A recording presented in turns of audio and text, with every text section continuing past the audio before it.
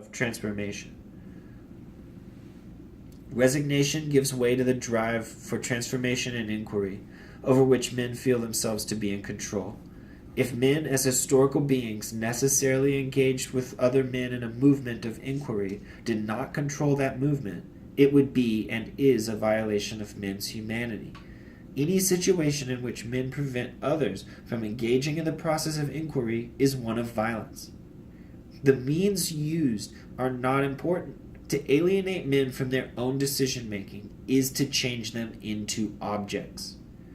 This movement of inquiry must be directed towards humanization, man's historical vocation. The pursuit of full humanity, however, cannot be carried out in isolation or individualism, but only in fellowship and solidarity. Therefore, it cannot unfold in the antagonistic relations between oppressors and oppressed. No one can be authentically human while he prevents others from being so. Attempting to be more human individualistically leads to having more egotistically. A form of dehumanization. Not that it is not fundamental to have in order to be human.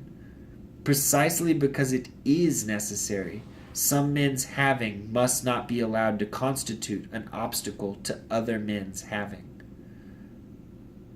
Must not consolidate the power of the former to crush the latter.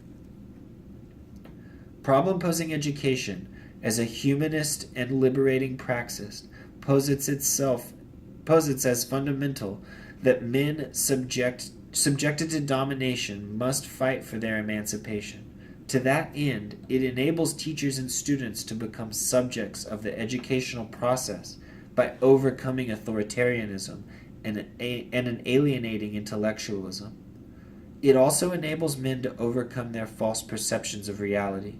The world, no longer something to be described with deceptive words, becomes the object of that transforming action by men, which results in their humanization.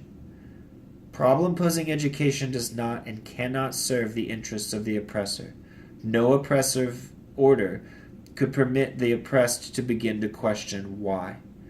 While only a revolutionary society can carry out this education in systematic terms, the revolutionary leaders need not take full power before they can employ the method.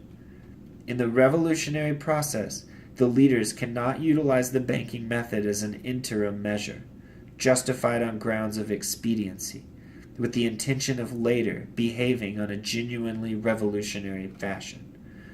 They must be revolutionary, that is to say, dialogical, from the outset.